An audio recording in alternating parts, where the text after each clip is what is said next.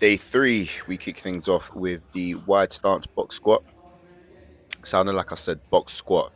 Yeah, box squat is actual. Yeah, for some reason in my head that actually came out wrong. No, that's fine. Yeah, box squat. Now with this, I've been doing it completely raw, and what I mean by that is no belt, no knee sleeves. Just trying to really feel the movement and try to build my strength without any accessories. So then once I get back to wearing a belt, knee sleeves, plus wearing my Olympic weightlifting shoes or heels, confidence will be through the roof, and I know that I'll be able to then do way more. So I kind of like to build my strength and maintain form as raw as I can, and then once I add all those accessories, as I mentioned before, I will then feel, like I said, more confident within the movement. So this was a set of 10 reps at 120 kilos.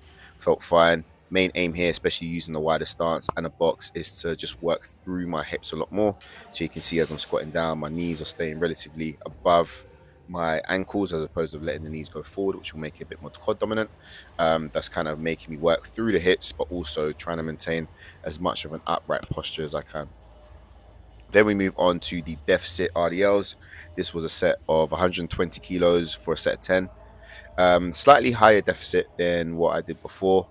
Again, just trying to maximize as much range of motion as possible, really get that stretch going through the hamstrings, working through the glutes as well, and lower back. I find that sometimes people avoid working or avoid exercises that target the lower back. They think that it's a weakness and they start to get a bit apprehensive because they feel it too much. But you'll be very surprised if you actually work through hinged movements in particular, how much more stronger you can become, especially in that area. Then we've got our accessories, as I've mentioned before, and I'm sure you guys are probably familiar now if you've seen my videos.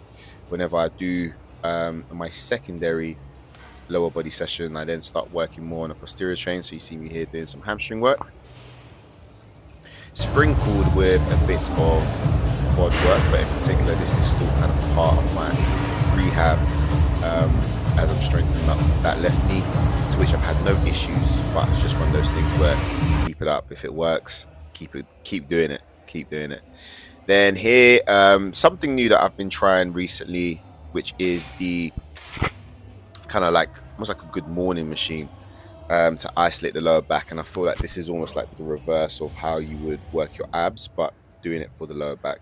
I really like the pump that I get from my erectors, so definitely something that I want to carry on doing. And then we finish off with some cool work.